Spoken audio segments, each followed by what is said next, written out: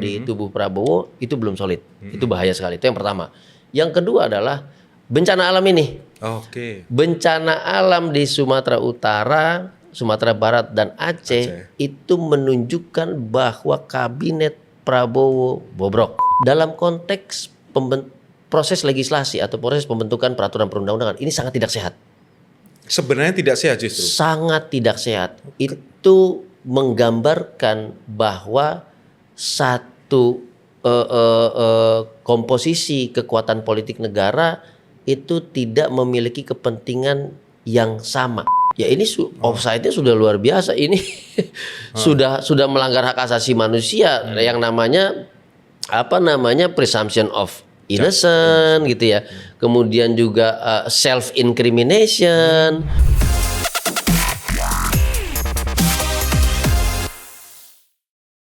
Selamat datang di Common Ground Podcast Hyperbas, tempat sudut pandang bertemu bersama saya Cus Darmawan. Setahun lebih berbagai kebijakan dan program bidang hukum dan penegakan HAM oleh Presiden Prabowo telah berjalan dan kita akan sampai di penghujung 2025 menuju tahun 2026. Refleksi terhadap berbagai sepak terjang kebijakan hukum dan HAM sepanjang tahun 2025 ini rasanya perlu kita lakukan bersama, agar harapan dan keinginan kita semua atas tegaknya hukum dan hak asasi manusia di Indonesia semakin kokoh di tahun 2026 nanti. Tentu saya ditemani oleh salah satu pakar penguatan hukum dan HAM di Indonesia dari lembaga yang sudah tidak asing lagi dalam penegakan hukum dan HAM di Indonesia, Mas Julius Brani. Selamat datang, Mas. Terima kasih, Mas Jus. Beliau adalah Ketua PBHI, Perhimpunan Bantuan Hukum dan HAM di Indonesia. Yes. Sekali lagi, selamat datang, Mas, di Common Ground. Baik, terima kasih sudah diundang, Mas Jus. Sama-sama, Mas. Mas, jadi ini setelah setahun ini pemerintahan Prabowo Gibran berjalan, tentunya kita di dalam bidang penegakan hukum ini ada salah satu aktor yang juga harus dicermati, yaitu para lembaga penegakan hukum. Nah, bagaimana Anda menilai peran dan performa lembaga-lembaga ini, baik kepolisian, kejaksaan, pengadilan, maupun KPK dalam pemberantasan korupsi di tengah dinamika politik yang berkembang setahun belakangan ini, Mas? Oke, jadi saya pada kesimpulan bahwa performa para penegak hukum ini masih kembang kempis, itu dulu. Dia berkembang di isu anti korupsi di beberapa titik, misalnya di Kejaksaan Agung yang sekarang sudah sangat luar biasa dibanding KPK, tetapi kempis di beberapa isu-isu yang bernuansa politis gitu ya. Juga di kepolisian dan juga di KPK. Kami melihat bahwa situasi ini tidak lepas dari 10 tahun penegakan hukum itu penuh dengan intervensi politik, penuh dengan intervensi kepentingan non-hukum, non-yudisial, misalnya kepentingan penjagaan investasi, kepentingan mengkriminalisasi aktivis, dan yang lain. Nah, situasi itu yang kemudian menjadi beban bagi Pak Prabowo selaku presiden untuk melaju di tahun pertama. Jadi setelah pemilihan presiden kemarin, kami langsung memberikan satu kesimpulan yang tadi saya sampaikan dan juga satu rekomendasi. Kalau ingin berjalan tegak, lancar, maka pertama benahi institusinya, benahi kepemimpinan institusinya.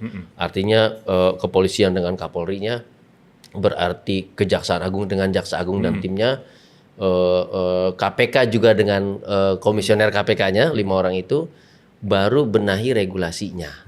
Yang kami bayangkan sebelumnya sudah ada sebetulnya Omnibus Law untuk Criminal Justice System, sistem peradilan pidana. Namun kemudian terpecah, fokusnya hanya di KUHP saja, hanya di KUHAP saja, undang-undang sektoral masih acak-adut. Nah, tapi itu tidak terlihat dijalankan dan kami pun sudah prediksi 1 tahun Prabowo akan kembang kempis dan akan memilih jalur populis. Itu kami sudah sampaikan. Ketika itu Pak Prabowo akan coba terus meyakinkan rakyat, akan coba meyakinkan publik bahwa penegakan hukum berjalan dengan kasus-kasus besar tertentu saja. Namun belum menyentuh struktural, belum mengubah regulasinya, belum mengubah sistemiknya segala macam. Yang kedua, dia akan cari yang kira-kira di hati publik itu heroik. Karena populisme selalu identik dengan heroik. Yang kita lihat ada amnesti, Ada rehabilitasi, ada abolisi dan segala macam. Ada Hasto, kemudian Tom Lembong, terakhir adalah Ira Puspadewi dari ASDP. Tapi satu hal yang menjadi catatan kami yang paling penting bahwa keseluruhan aksi populis dan heroik tadi itu tidak memperbaiki sistem sama sekali. Oke, artinya tidak ada persoalan mendasar yang Tidak pernah mengidentifikasi masalah dasar kita apa sih, yaitu kapasitas penyidik, kapasitas penyelidik, transparansi, akuntabilitas, integritas itu tidak pernah disentuh. Termasuk regulasi kita yang sudah amat sangat usang. Baik itu KUHP, undang-undang sektoral, undang-undang tipikor dan segala macamnya, dan undang-undang institusi itu sendiri. undang-undang Minerba. Minerba seluruhnya, Omnibus Law Cipta Kerja juga ternyata perlu diperbaiki karena sistem teknis tentang batu bara, tentang dan lain-lain itu sudah berubah juga. Jadi banyak PR. Itu Prabowo. konteks hukum, Mas ya. Nah, Betul. kalau penegakan HAM sendiri bagaimana? Nah, secara serta-merta ketika penegakan hukum itu masih ada nuansa politis, ya kita bisa lihatlah yang ini kok lambat. Misal di KPK 1 hari setelah memimpin Setio langsung gas proses Hasto. Tapi korupsi haji sampai sekarang nggak ada kabarnya. Dana CSRBI dan lain-lain nggak ada kabarnya dan itu juga banyak hal. Nah, kami melihat bahwa penegakan hukum yang masih tinggi unsur politisasinya itu mempengaruhi pemenuhan hak asasi manusia. Terlebih lagi khusus untuk hak asasi manusia ini sebetulnya 10 tahun Presiden Jokowi telah membangun satu langkah awal yang akan membuat Pak Prabowo menjadi pusing sendiri, yaitu Kepres tahun 2023 tentang penyelesaian pelanggaran HAM berat masa lalu dengan mekanisme non yudisial. Yang nyangkut sampai sekarang, yang akhirnya membuat Prabowo terseret-seret terus, makanya ribut kemarin Hari Pahlawan. Jadi yang masa lalunya nggak selesai karena kebijakannya juga tidak menyeluruh dan bahkan belum selesai juga kebijakannya Jokowi itu sampai sekarang. Korban masih banyak yang terbengkalai. Yang kedua adalah tidak diselesaikannya kasus-kasus itu sama sekali. Dari 16 kasus nggak ada satupun yang diusut sama Jokowi. Akhirnya nyangkut di Prabowo, gitu. Nah, akhirnya itu membuat kalau kita menatap pemenuhan HAM ke depan seperti demonstrasi kemarin gitu ya, kriminalisasi aktivis, kemudian masuknya militer ke ruang sipil dan tindakan represi perebutan lahan untuk membangun komando teritorial dan yang lain, itu menjadi tumpukan-tumpukan yang menggunung. Dan tentu Pak Prabowo akan sulit mengidentifikasi saya harus mulai dari yang mana. Nah, kalau sudah hak asasi manusia seperti ini, maka dia udah nggak bisa pakai strategi populis atau heroisme. Karena satu saja dipenuhi yang lain nggak bisa. Itu beda dengan penegakan hukum. Satu orang yang diproses hukum diselamatkan cukup di dia saja.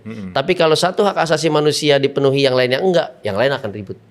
Nah, ini yang membuat Pak Prabowo menghadapi satu gunung es dalam konteks pemenuhan hak asasi manusia. Tapi bukan nggak bisa, bukan nggak bisa. Bisa. Apakah sudah ada 1-2 langkah Prabowo untuk pemenuhan hak asasi manusia?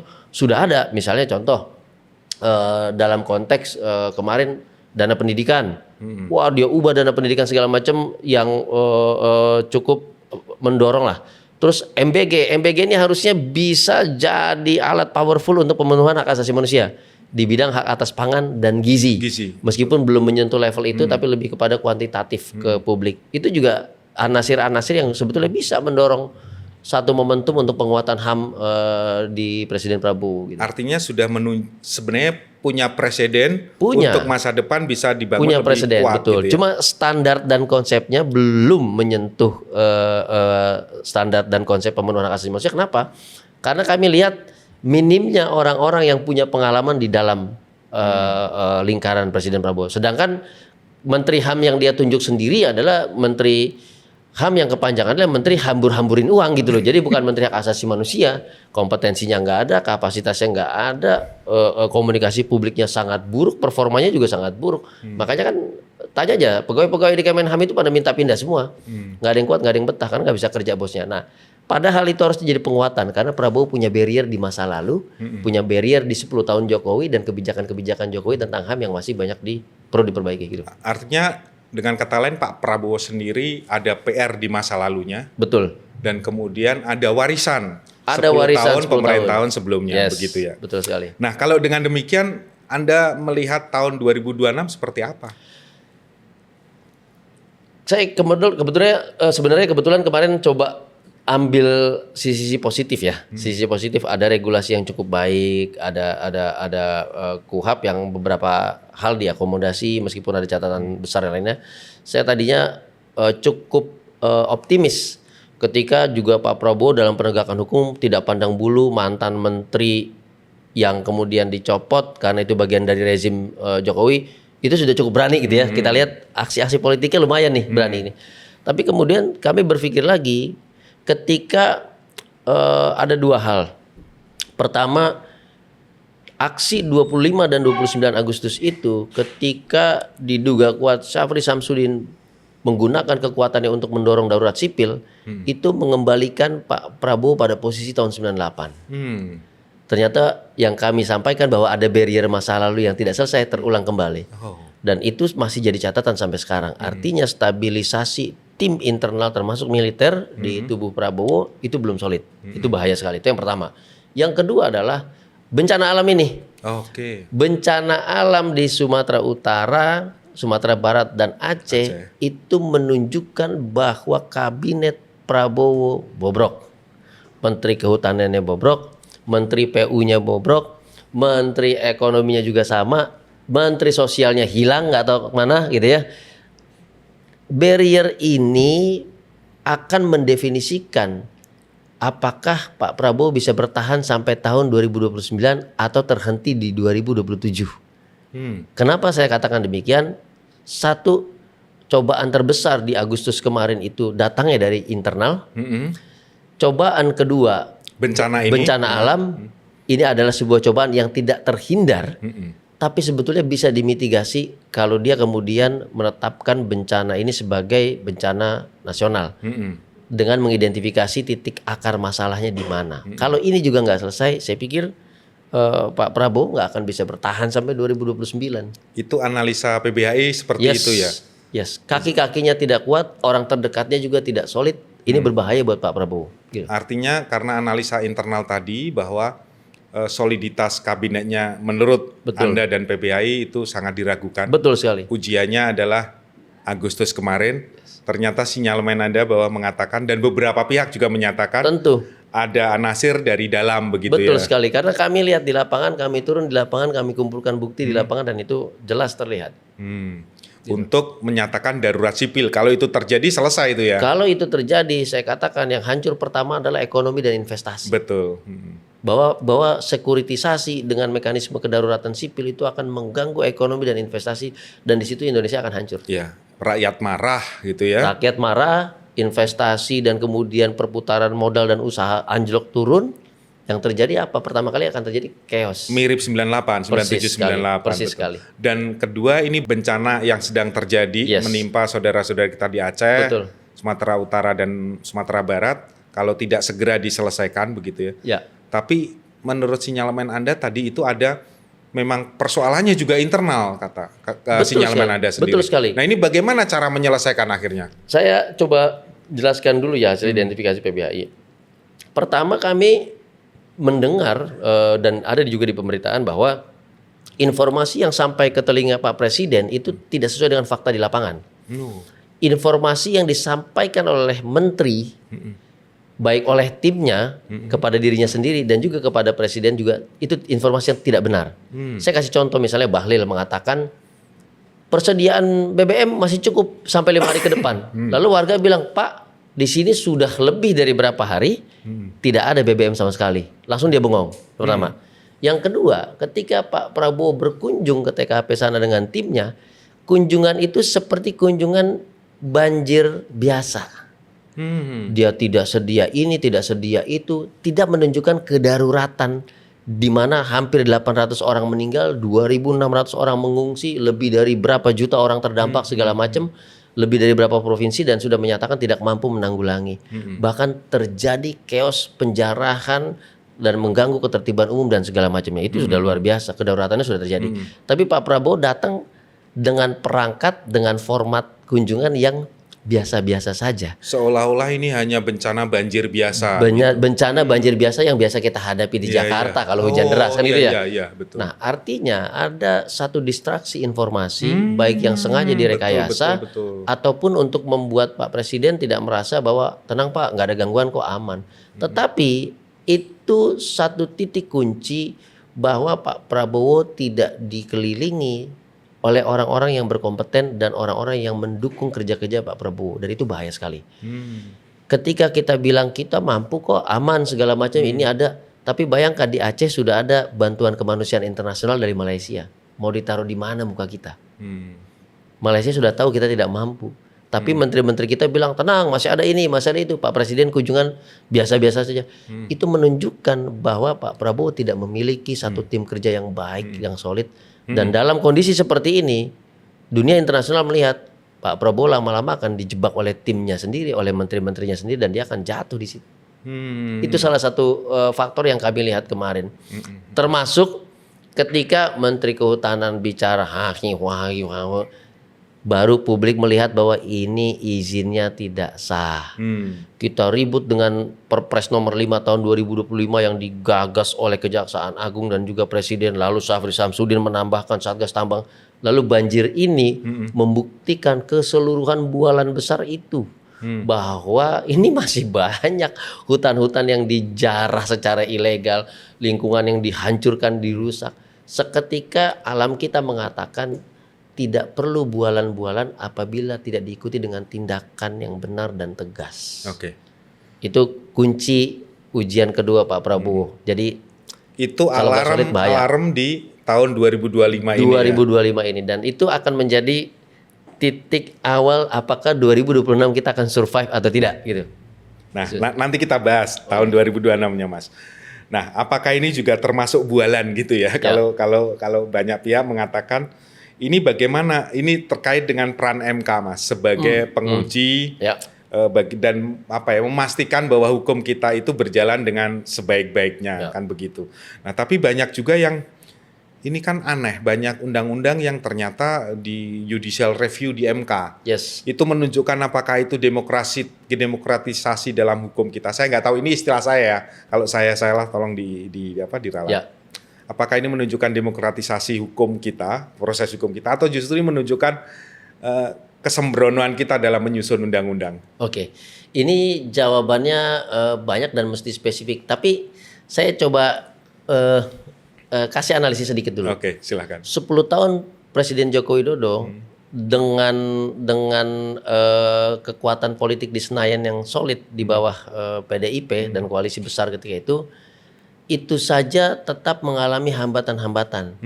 Presiden Jokowi pernah mengatakan bahwa biaya politik penyusunan undang-undang di Senayan sangat besar. Energinya sangat besar dan dibutuhkan energi yang luar biasa. Itu saja dia masih ada merasa hambatan, great barrier di situ, ada hambatan yang besar. Bahkan terkenal kemudian Jokowi itu sebagai presiden perpu.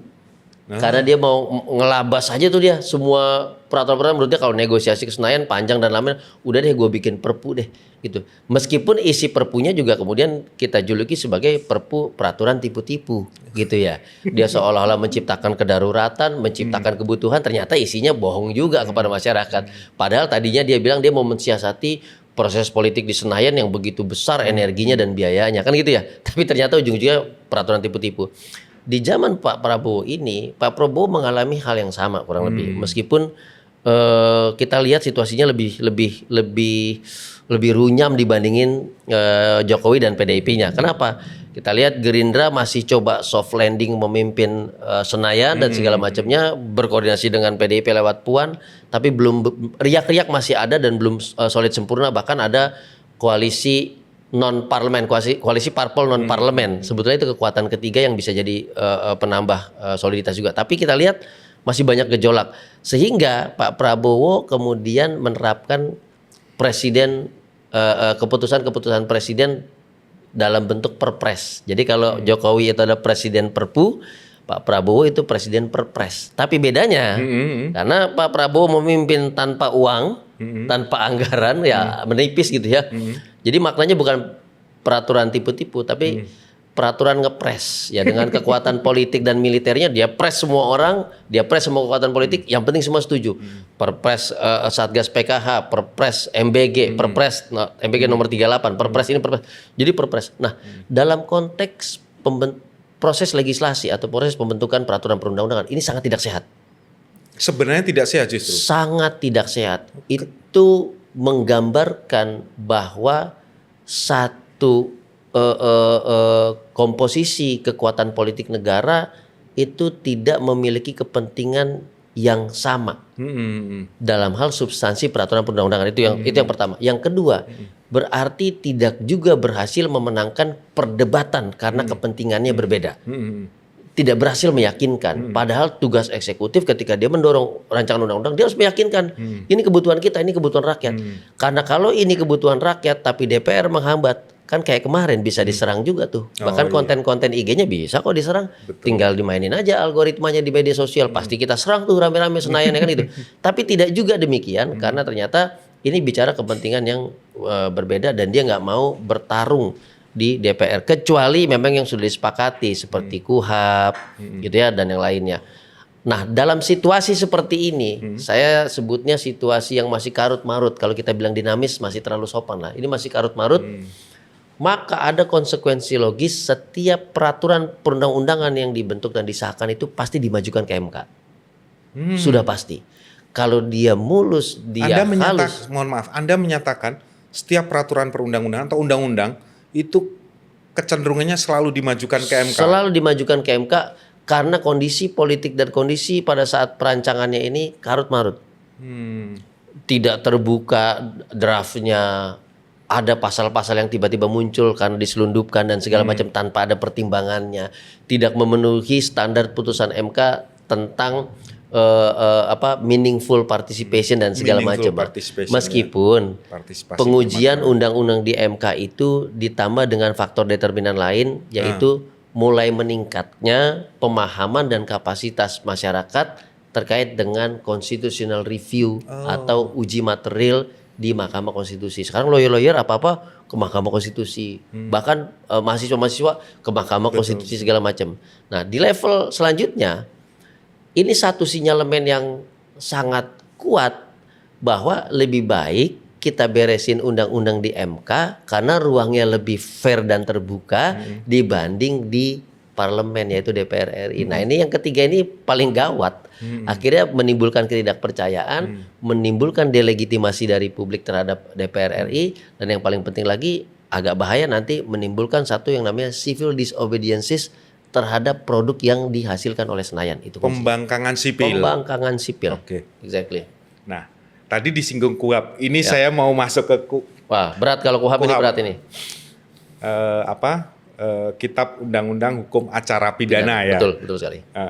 Nah, Mas, kemarin itu masih terjadi pro dan kontra gitu ya terkait dengan penyusunan KUHAP ini. Yes. Ada yang pro dan banyak juga yang kontra. Tapi sebelum kita membahas yang pro dan kontra, terutama yang dari sisi kritisismenya, sebenarnya kitab apa sih maknanya kemarin atau mungkin saat ini di sebagian besar kalangan yang melek hukum masih mempersoalkan KUHAP. Apa sih sebenarnya relevansi kita meributkan KUHAP ini dengan kebutuhan real masyarakat begitu? Kadang-kadang masyarakat bertanya, ngapain juga? Saya baca di Twitter itu ada beberapa yang di X ya, sorry. Itu ada yang bertanya, ngapain kita meributkan KUHAP begitu? Kalau ditanya seperti itu sebagai ini PBAI. Saya narik kopi dulu, berat ini. Jadi gini, konsep hukum acara pidana di level doktrin, di level teori adalah membatasi kewenangan negara yang begitu powerful dengan perangkatnya yang begitu lengkap baik di dunia nyata maupun di dunia maya untuk melakukan pemeriksaan terhadap rakyatnya. Itu dulu konsepnya. Kalau kita berangkat pada konsep itu, maka harusnya KUHAP itu substansinya adalah seberat-beratnya syarat untuk memeriksa rakyat, seberat-beratnya indikator untuk menentukan mana yang baik, mana yang jahat gitu ya. Seberat-beratnya syarat untuk merampas kemerdekaan dari rakyat, baik itu dalam konteks penangkapan, penahanan, penggeledahan, penyitaan, dan yang lain. Karena kan konteksnya membatasi. Negara yang begitu powerful harus dibatasi, nggak bisa dia nggak dibatasi. Nah, tapi kita harus refleksi dulu nih. KUHP itu dipengaruhi beberapa faktor. Pertama, kalau saya di KUHP ini energi saya bisa saya bilang sisanya 15%. Saya habiskan energi waktu itu fight di KUHP. Waktu itu bahkan saya Mas Jus menggalang demonstrasi, tapi udah lewat lainnya, udah nggak bisa diusut polisi nih. Menggalang demonstrasi di lebih dari 200 titik untuk menolak KUHP ketika itu. Itu provokatornya saya. Kenapa? Dari Tahun berapa itu, Mas? Sudah lewat ya? Sudah 2020, 2021, 2022, 21 kepentok Covid kita tertunda, 2022 dimulai, 2023 Udah lewat ya? Sah, sudah lewat. Tapi ketika itu saya sudah bilang bahwa kalau ini barang diketok, jangan bicara soal hukum acara pidana. Saya kasih gambaran begini, kita mau menangkap ikan di kolam, bare hand di tangan kosong, Oke. ya kan? Mungkin nggak tangan kita nggak basah? Pasti Mungkin basah nggak ya. kaki kita nggak basah? Ya kecuali kita bisa terbang begitu, meluncur. Atau ikannya nggak berenang. Atau ikannya yang tiba-tiba keluar, kita tangkap gitu ya, nggak mungkin gitu ya. Nah, itu gambaran KUHP kita.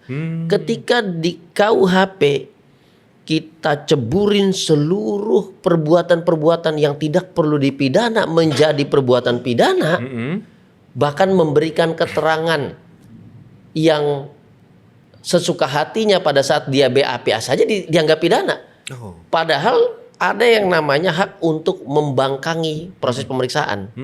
Nggak menjawab. Yusril pernah diperiksa Kejaksaan Agung berapa jam itu? Hampir 12 jam tidak menjawab satu pertanyaan pun. Itu hak. Kalau di film-film Hollywood, you have the rights to remain silent until it's proven before the court. Kan gitu. Kamu berhak untuk diam sampai ini kami buktikan di hadapan pengadilan, gitu loh. Nah, di kita diam, nggak jawab nggak sesuai, bisa dipidana. Nah, kalau kolamnya sudah seperti itu, KUHP-nya mungkin nggak basah tangan kita.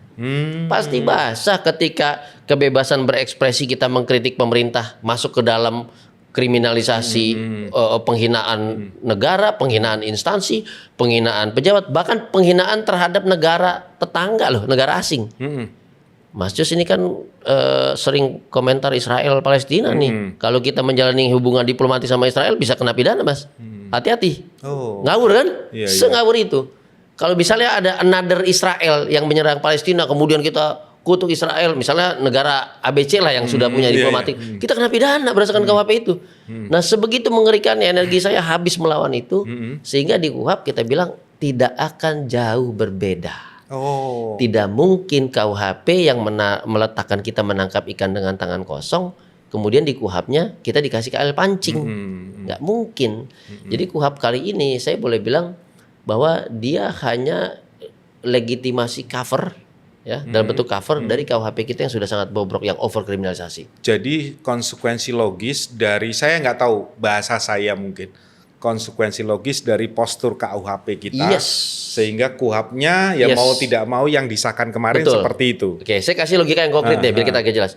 Ketika KUHP kita memberikan kewenangan terhadap negara untuk mengkriminalisasi ekspresi dan pikiran kita, cara untuk menggali dan memeriksa ekspresi dan pikiran kita tentu harus melampaui hal-hal yang wajar. Nggak mungkin mengukur pikiran pakai hal yang wajar. Misalnya dimintakan keterangan, nggak mungkin. Pasti dia pakai yang lain. Dia pakai intelijen, dia pakai undercover buying, dia pakai pengintaian, dia pakai monitoring cyber, dia pakai itu. Karena kan KUHP-nya memang mengukur akal pikiran. Mas Julius, kan kita pernah sama-sama hidup di era bergejolak ya.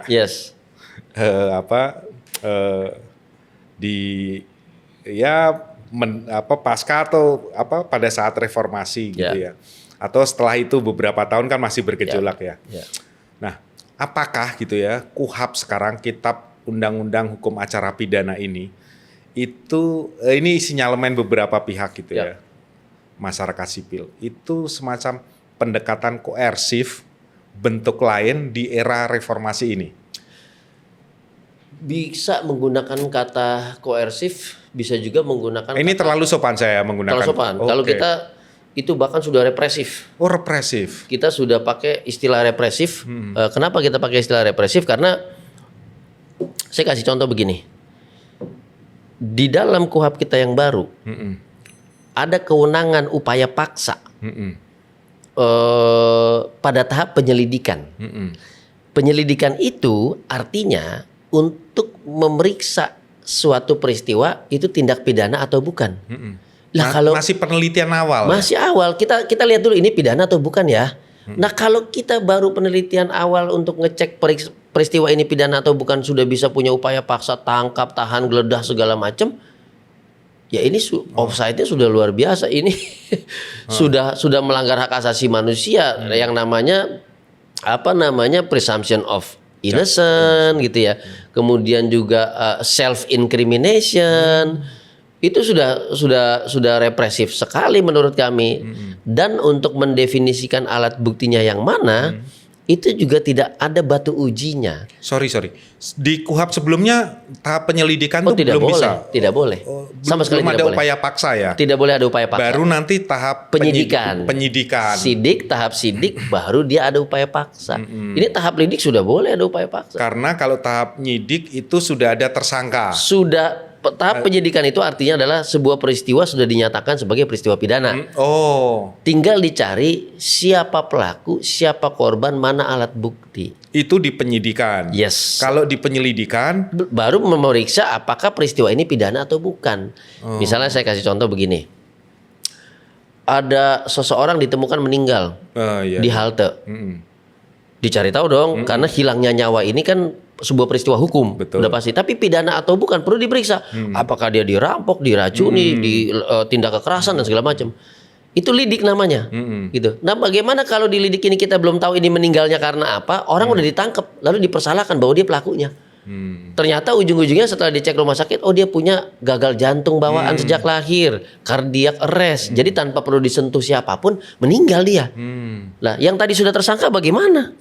Kan repot, harus dipulihkan. Makanya nggak boleh ada upaya paksa sebelum sidik, sebelum ditetapkan bahwa ini betul ada sebuah pidana. Betul sekali. Oke. Nah, Mas, ini lagi-lagi KUHP ini. Saya tidak tahu karena kemudian dikoreksi ya, yang berita hoax gitu katanya sama DPR RI kan. Yes, waktu itu kan sekali. ada selebaran. Yes, betul. Itu saya dari organisasi masing-masing kemudian Betul. dikoreksi katanya nggak benar sama salah satu anggota DPR dari Gerindra kalau nggak salah. Ya, betul, Bang. Habibur Rahman, betul. Ya, Pak Habibur Rahman. Nah, tapi menurut PBAI ada nggak sih Mas itu sebenarnya? Yang disebutkan 10 atau 8 itu? Kalau yang pasti kalau dalam hal Contoh teknis, misalnya ada pasal selundupan. oh itu ada jelas. Sebentar, saya coba saya tegas saya sampaikan ke beliau langsung itu. Satu-satu. Ini ada pasal penyelundupan. Yes. Terus ada peran pengawasan aparat penegak hukum ini berlebihan begitu ya. Termasuk melakukan penangkapan pada saat penyelidikan. Terus yang ketiga misalnya di situ juga disebutkan KUHP yang baru mengurangi hak-hak tersangka selama secara prosedural di dalam KUHP itu. Saya tidak tahu bahasa ini, bahasa saya coba nanti diejawantakan sendiri sama Mas Julius. Nah, terus yang terakhir adalah terkait soal partisipasi publik yang bermakna gitu ya kan. Sekarang kita bicara partisipasi publik itu bukan prosedural tapi benar-benar bermakna. Itu dikangkangi atau dilangkahi gitu. Ada beberapa tadi. Benar apa tidak itu terjadi di penyusunan KUHP kemarin? Oke, ini harus kita sisir satu persatu. Tentu kami mengapresiasi terbukanya forum KUHP dalam hal pembahasan, mengundang ratusan pihak, kemudian ada presentasinya. Kemudian draft RUU-nya di-upload dan di setiap beberapa tahap dikasih tahu ini perkembangannya, ini segala macam. Itu patut kita apresiasi karena baru kali ini disiarkan juga secara langsung di TV Parlemen, di YouTube dan segala macam. Nah, tapi kami ada catatan begini. Pertama, kita boleh bilang bahwa ada pergeseran paradigma yang mengarah tadi pada kesimpulan sebuah represif. Jadi kita tidak sedang bicara KUHP modern, negara hukum modern yang hukum acara pidananya atau criminal procedural code-nya itu bicara tentang due process of law. Sebuah tata cara, sebuah proses yang layak. Oke. Gitu. Ini represif karena substansinya menjadi crime control model. Crime Control model. Crime control model itu didasari pada satu gagasan dan kesimpulan bahwa kejahatan di masyarakat ini udah luar biasa. Kalau kita bicara Meksiko dengan kartelnya, silahkan crime control model gitu ya. Kalau kita bicara misalnya titik-titik yang Bronx lainnya seperti Meksiko, crime control model dibutuhkan. Di Brazil misalnya segala macam. Tapi kalau kita bicara di Indonesia, menggunakan crime control model itu tidak tepat. Gitu. Karena justru banyak sekali yang dikriminalisasi. Contohnya drug user. Drug user di negara modern itu nggak ada yang dikriminalisasi, diobatin. Di kita dikriminalisasi. Oh, pemakai penyalahgunaan narkoba. Penyalahgunaan narkoba karena problem sosial, karena problem pendidikan, karena problem pergaulan. Beda, bukan bandar yang kemarin berapa triliun yang ditangkap di Kamboja itu lain soal. Nah, sementara dalam penanganan kasusnya juga banyak kurirnya yang dihukum berat pidana mati, tapi pemodal sama pemilik barangnya dilepasin dengan istilah tukar kepala. Artinya kita butuh due process of law, bukan crime control model. Nah, KUHP kita itu mendefinisikan crime control model, sehingga gagasannya dia memberikan kewenangan besar tanpa diawasi, tanpa diuji kepada aparat penegak hukum, kepolisian, kejaksaan, kemudian pengadilan, KPK dan yang lain, itu di proses yang paling awal yaitu lidik, tanpa perlu mengetahui apakah dia peristiwa pidana atau bukan. Nah, ini namanya crime control model yang represif. Jadi kalau pakai logika seperti itu, maka betul tadi orang nggak tahu apa-apa ditangkap, orang nggak tahu apa-apa ditetapkan tersangka. Ada nggak pengujian alat buktinya atau sebuah teori yang kita kenal dengan nama admissibility of the evidences? Nggak ada, kita nggak punya itu. Ada nggak gelar perkara terbuka yang disampaikan? Saya pernah contohkan di depan DPR RI Komisi 3 ketika saya menyampaikan materi konsep KUHP kita harus seperti apa. Saya nonton film lah di yang internet itulah, film internet. Di Inggris itu ketika melakukan penyelidikan, kepolisian Inggris itu nggak ada satu orang pun yang tahu. Penyelidikan itu nggak ada yang tahu. Ketika penyelidik itu sudah mendapatkan bukti-bukti yang kuat, itu pun dia harus mengujinya kepada jaksa, mengujinya kepada pengadilan. Kalau konsep Belanda namanya hakim komisaris atau hakim pemeriksa pendahuluan. Ketika sudah firm semuanya ini, baru para pihak dipanggil dan ditindak dengan upaya paksa. Itu pun belum diapa-apain, Mas Jus. Dipanggil dulu, dikasih lawyer.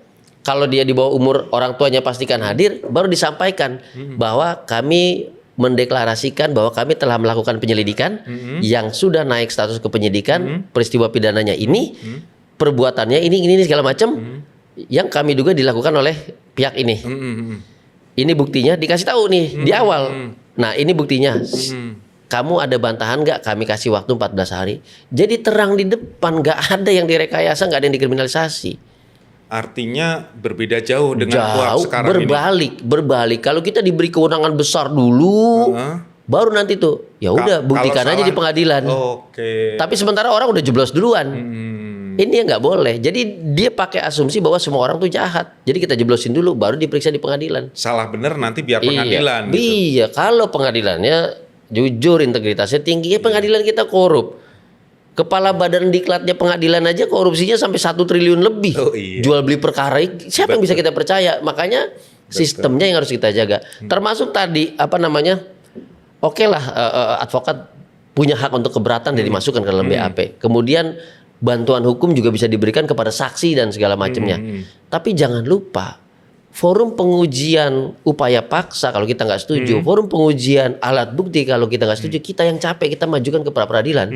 Meskipun ada progresivitas, pra peradilan itu cakupannya kemudian menjadi luas. Iya, betul. Tapi tetap juga kita yang capek, kita yang harus menguji. Padahal konsep KUHP itu membatasi dan menguji kewenangan negara, bukannya masyarakat yang kemudian membatasi, masyarakat yang kemudian menguji. Ya kita capek, kita udah diperiksa, kita batasi juga, kita uji juga 3 kali loh peran masyarakat yang diperiksa oleh aparat negara loh. Pelan-pelan Mas Ibran. Jadi KUHP itu konsepnya menguji apa tadi?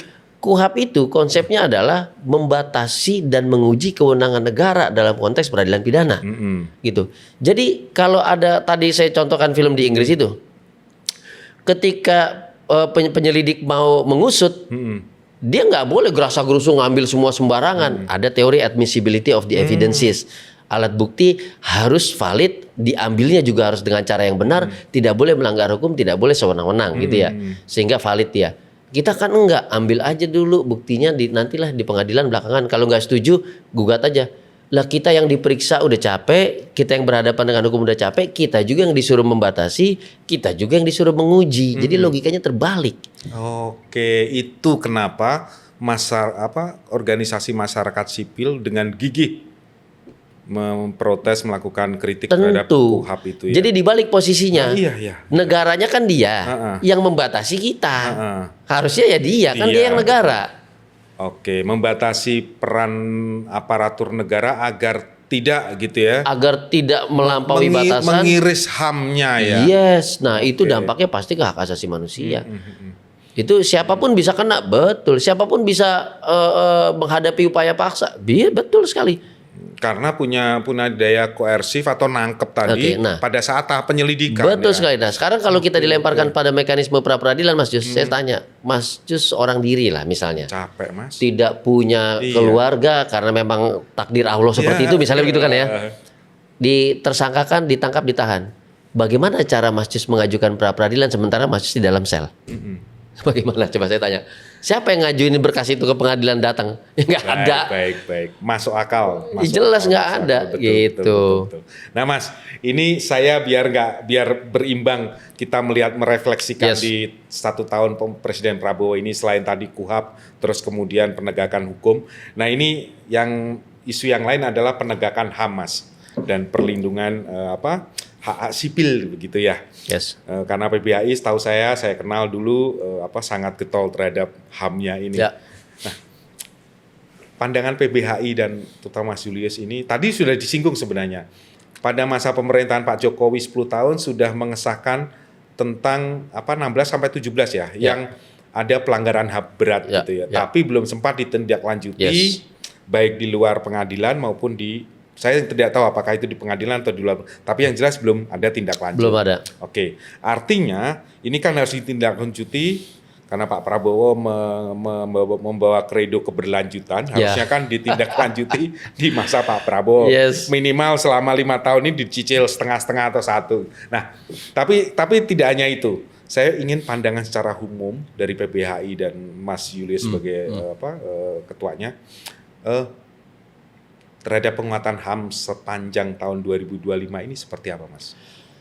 Kita harus sadar diri. Sorry, saya mau biar gampang membacanya. Sama, lebih baik, lebih buruk jelas. Lebih buruk. Kenapa lebih buruk? Saya bilang Prabowo memulai pemerintahan ini dengan APBN yang bobrok. Dengan pendapatan pajak yang jauh menurun, bahkan 30%. Betul. Dengan situasi ekonomi yang buruk, situasi investasi yang buruk, situasi global yang buruk, sampai ada ribut-ribut perang dunia ketiga dan segala macamnya. Situasi ini mempengaruhi kemampuan Pak Prabowo untuk memenuhi hak asasi manusia. Makanya saya katakan kalau dia mau intervensi dengan MBG, harusnya dia pakai konsep hak asasi manusia, yaitu pemenuhan hak atas pangan dan gizi.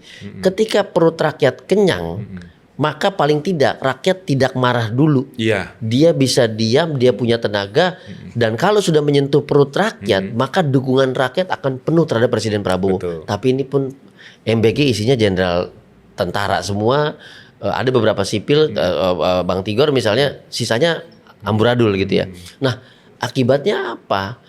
Pemenuhan hak asasi manusia tentu akan jauh lebih menurun dibandingin zaman Presiden Jokowi. PHK massal sudah menyentuh angka berapa? 80.000 lebih, ya kan?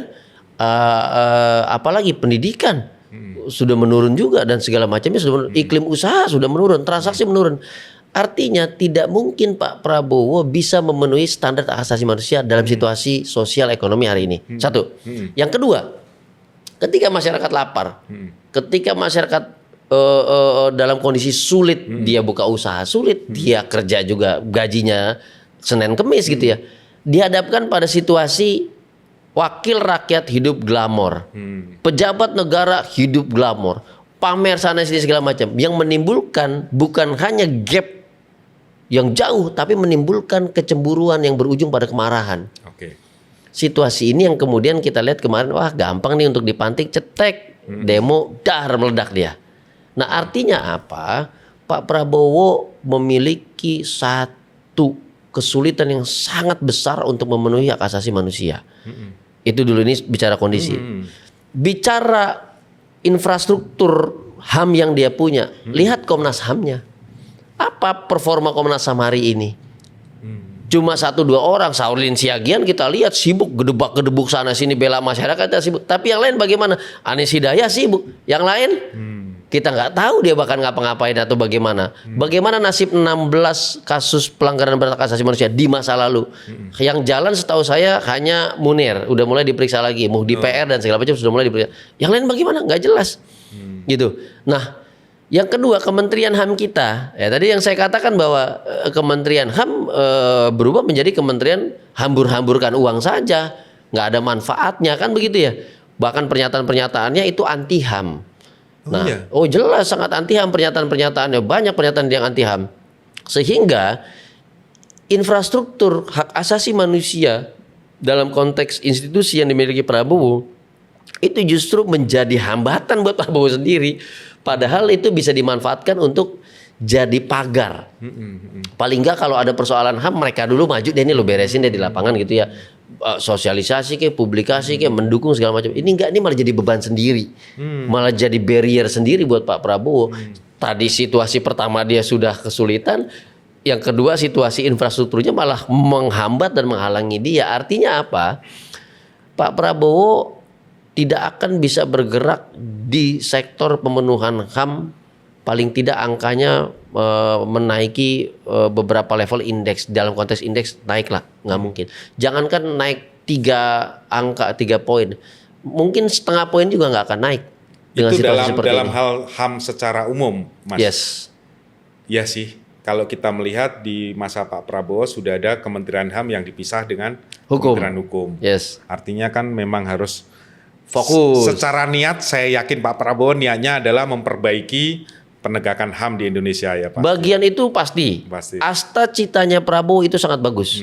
Bahwa infrastruktur HAM itu tidak hanya di level institusi, tidak hanya di level program, tapi bahkan dia advance ke depan. Saya melihat beberapa poin misalnya dalam Asta Cita itu empowering itu artinya memampukan masyarakat untuk bahkan berkontribusi terhadap pemenuhan masyarakat yang lain, gitu loh. Jadi sistemnya chain of command, gitu ya. Kita sudah mampu, bantu yang lain, bantu yang lain. Ini kalau zaman Orde Baru namanya gotong royong.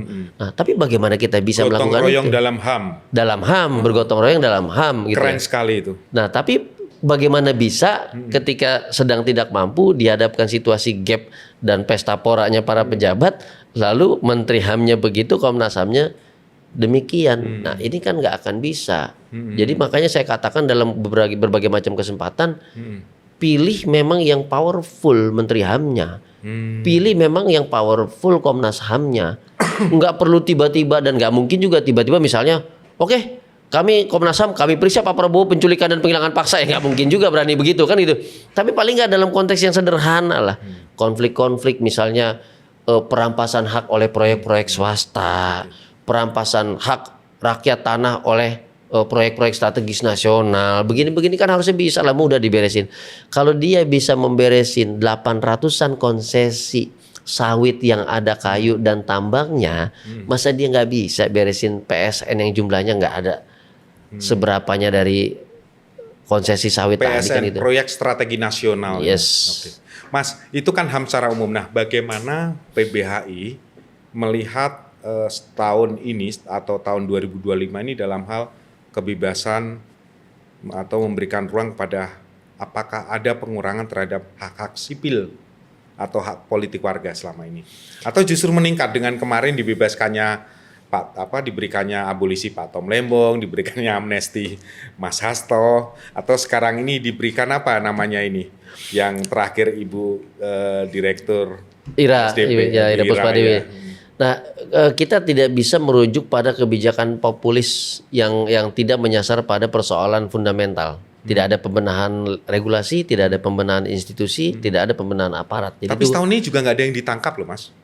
Kecuali yang di dalam tanda kutip kan yang ditengarai gitu ya, terlibat sebagai aktor intelektual demo 29 Agustus kemarin. baru saya mau jelaskan itu.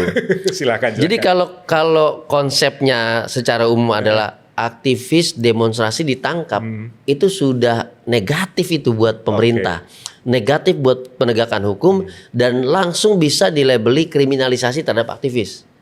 Nah, yang bisa menghapuskan itu semua adalah misalnya penjelasan yang memadai, kenapa dia ditangkap, urusannya apa, buktinya apa, karena apa, dan segala macamnya. Itu satu yang sampai sekarang kita belum bisa mendengar. Misalnya adanya dugaan kebencian dan segala macam itu. Loh, kalau dugaan kebencian yang lain yang demo di stasiun TV lalu bilang gorok leher, halal darahnya, itu nggak ditangkap. Ada faktor komparasi yang kemudian mengeliminasi bahwa penangkapan-penangkapan itu murni karena dugaan tindak pidana, utamanya ujaran kebencian atau hate speech. Karena yang lain juga tiap hari hate speech terus itu kelompok agama yang satu itu karena sedang diusut ini diusut itu kan gitu ya. Tapi itu nggak diapa-apain. Nah, itu yang menjadi kita nggak boleh bilang itu kesimpulan, tapi paling tidak kondisi terkini yang menggambarkan kebebasan berekspresi belum bisa, paling nggak dimaknai terpenuhilah standarnya lah. Karena standar itu terpenuhi paling tidak boleh ada kriminalisasi terhadap siapapun. Tapi kalau yang tadi melampaui ya gorok leher, saya pikir itu penting untuk ditindaklanjuti secara hukum. Tapi kalau cuman misalnya menteri goblok, presiden payah, menteri dungu, itu bukan tindak pidana, itu adalah ekspresi kritik yang tajam. Di luar itu yang mengancam nyawa, mengancam keselamatan, memancing orang untuk melakukan perbuatan tindak pidana, yaitu provokasi, hate speech yang harus dipidana. Nah, ini faktor. Tapi kemudian pun sudah lumayan tereduksi karena misalnya kemarin ada kebijakan yang saya tahu Pak Prabowo kemudian berkomunikasi dengan Sufmi Dasko. Kemarin yang tersangka yang ditahan ada perempuan dibebaskan, ada yang punya gangguan kesehatan dipulangkan, ada yang sedang mengandung bahkan sedang hamil dipulangkan segala macam. Nah, ini satu kebijakan yang lebih humanis. Dan terakhir kami mendengar bahwa Kapolri bersama tim di bawahnya itu mengadakan rapat kerja nasional Kapolda Indonesia, kemudian Kapolres Indonesia untuk mengubah pendekatan dalam merespon aksi massa. Dan itu mengundang asing, Hong Kong, siapa segala macam. Nah, itu saya pikir itu yang membuat adanya 1-2 harapan perbaikan dalam kebebasan sipil ke depan. Tapi tentu mesti kita kawal kemajuan misalnya nggak boleh ada tindakan tanpa komando pimpinan. Kalau kemarin kan bawahan-bawahannya main asal gebuk aja, nggak ada komando pimpinan, tarung kayak tawuran bener-bener kan itu ya. Kemarin ada batasan, tanpa komando nggak boleh maju, tanpa komando tidak boleh melakukan tindakan apapun, tanpa komando tidak boleh ada gas air mata, water cannon dan segala macam. Artinya kalau terjadi itu yang tanggung jawab si komandan. Nah, itu sudah cukup berubah. Tapi tentu kita kejar perbaikan dalam hal kebebasan sipil, berekspresi, berpendapat, kritik terhadap publik, oleh publik terhadap pemerintah, tidak adanya kriminalisasi dan segala macam. Nah, kalau yang mau kita apresiasi adalah sekarang sudah banyak nih aktor-aktor influencer di media sosial dengan Yeping dan segala macamnya itu sudah bebas berbicara. Wah, luar biasa. Kadang-kadang kita aktivis deg-degan juga dengernya. Mau menteri goblok lo, dungu lo apa segala macam. Dan itu sudah semakin banyak rupanya. Begitu saya lihat, waduh, followernya sampai berapa ratus ribu. Itu memberikan gambaran sebetulnya pemerintah bisa kok menghargai yang kritik tajam dengan kata-kata kasar seperti itu. Itu keras sekali itu. Betul. Tanpa perlu ada kriminalisasi. Kan begitu ya. Artinya harusnya yang lain juga bisa. Jadi itu 1-2 titik cerah yang bisa menjadi harapan. Dan paling penting Mas Jus, itu bisa menjadi titik balik kepercayaan loh bagi masyarakat kepada pemerintah loh. Dan jangan sampai pemerintah nanti atau negara dalam hal ini mencoba mengutak-atik bagian yang itu. Yes, yes, betul sekali. Nih Mas Julius, sebelum yang bagian terakhir, sebenarnya saya pengen membahas yang ini, terkait dengan HAM lagi. Begini, selama ini kan sudah di dunia media sosial ini, apakah tadi sudah disinggung di FYP, di macam-macam tadi, pernyataan-pernyataan itu dan tidak ada tindakan apa-apa, apakah ini sudah menunjukkan bahwa negara kita ini sudah mulai melangkah maju untuk mencoba konsisten dengan sebagai negara demokrasi salah satu negara demokrasi terbesar kan di dunia ini. Betul. Saya kasih contoh ini yang konkret aja lah. Jadi kalau di luar negeri ada tuduhan terhadap menteri, tuduhan terhadap perdana menteri, terhadap presiden, dia langsung buka ruang publik. Saya mengklarifikasi tuduhan itu, saya punya bukti gini-gini. Kurang lebih yang dilakukan Arsul Sani lah. Ketika dia dituduh memiliki ijazah palsu di doktoralnya di Polandia, di Warsawa itu. Dia langsung tanpa perlu mengkriminalisasi. Itu kemajuan besar. Yang dilakukan Bang Habibur Rahman kemarin pada saat beredar banyak flyer tentang UHAP, lalu dia mengklarifikasi, kami ingin klarifikasi itu hoax ya, peraturannya bentuknya begini-begini, masalah tafsir boleh kita bisa berdebat, itu sudah kemajuan pesat. Yang terakhir adalah nama-nama tadi influencer itu setiap hari kita lihat. Jadi hari ini kita bisa lihat Rocky Gerung tidak sendiri gitu ya. Kan selama ini kan cuma Rocky Gerung aja nih, siapa yang berani ngomong kencang Rocky Gerung. Oh sekarang enggak, banyak Rocky Gerung lainnya, dan itu tidak disentuh apapun oleh aparat penegak hukum, yang artinya itu kemajuan besar. Tetapi yang perlu dilakukan pemerintah adalah komunikasi publik dan edukasinya itu penting. Supaya tidak dijadikan alat politik bagi oposisi untuk ujaran kebencian, provokasi keributan dan pelanggaran keamanan ketertiban dan segala macamnya. Tetap harus ada tanggung jawab edukasi itu. Dan klarifikasi yang dilakukan Arsul Sani, dilakukan oleh Bang Habibur Rahman, itu salah satu bentuk edukasi. Bahwa terhadap satu perdebatan, sampaikan debat yang lain juga. Bahwa terhadap satu tuduhan, sampaikan klarifikasi, nggak perlu kriminalisasi. Itu bagus, itu kemajuan pesat. Siap. Mas, ini yang terakhir nih. Selalu karena ini kita bicara tahun 2026 dan refleksi 2025, saya ingin tantangan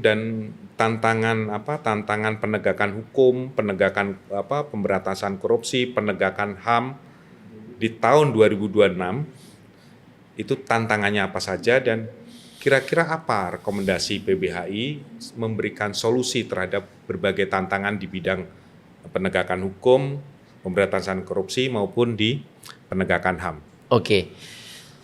Tantangan nomor satu yang dihadapi Pak Prabowo itu adalah komitmen dan integritas dari dirinya sendiri dan juga dari seluruh timnya. Menteri-menteri, kemudian pimpinan lembaga misalnya seperti Pak Kapolri, Pak Jaksa Agung, Ketua KPK dan pimpinan KPK yang lainnya, termasuk lembaga pengawas-pengawasnya. Ketika ada komando yang jelas, ada integritas yang jelas dari pimpinan, maka saya yakin semuanya beres, nggak ada masalah. Gitu ya. Satgas PKH contohnya begitu habis dilibas 800-an konsesi, tidak peduli itu punya siapa, punya Wilmar kah, perusahaan besar yang begitu mengerikan kalau di mata masyarakat biasa, punya TPL kah atau Bapul Pelestari, nggak ada urusan. Itu satu modal besar Pak Prabowo untuk memperbaiki sistem penegakan hukum. Yang kedua, dia juga harus memastikan penegakan hukum itu terbebas dari intervensi politik. Untuk tujuan-tujuan politik seperti yang dilakukan Jokowi. Atau yang kedua soal intervensi ekonomi dan investasi. Jadi kalau yang ini dia ekonomi investasi, maka bandaranya nggak boleh ada bea cukai gitu ya, nggak boleh ada pemeriksaan, TKA-nya bebas warawiri, pesawatnya bawa nikel ke luar negeri nggak perlu diperiksa, nggak perlu dipajakin segala macam. Dia bisa loh melakukan itu dan dia sangat powerful saat ini.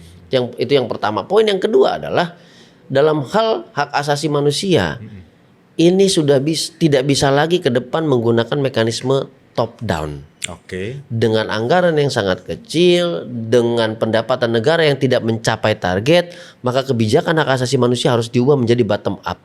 Tadi gotong royong masyarakat yang diperkuat dengan infrastruktur pemerintah sampai ke level daerah. Nggak bisa itu model-model MBG pakai Perpres 38 lalu perintahkan kasih makan. Nggak bisa. MBG itu harus dibalik logikanya. Masyarakat butuh makan apa, sebanyak apa, maka itu dikerjasamakan dengan pemerintah. Yang ketiga soal anti korupsi. Nah ini penting. Bicara anti korupsi itu bicara ember bocor. Jadi kalau penegakan anti korupsi itu tidak menyasar pada kebocoran dan bolongnya ember itu, maka Pak Prabowo akan terus boncos yang namanya anggarannya, boncos terus operasionalisasinya, dan yang paling penting tidak akan tercapai recovery aset dari uang-uang yang hilang itu. Kuncinya bagaimana? Komando, tetap integritas yang tinggi, perintahkan semuanya, periksa tanpa perlu pandang bulu, kejar recovery asetnya gitu ya. Yang penting negara bisa dalam kondisi tanda kutip ekosistem awal gitu ya. Dalam konteks keuangan negara, dalam konteks program negara dan segala macamnya. Saya pikir masalah kompetensi itu juga masalah satu kebobrokan tersendiri. Banyak sekali menteri yang tidak berkompeten, banyak pimpinan lembaga negara yang tidak berkompeten.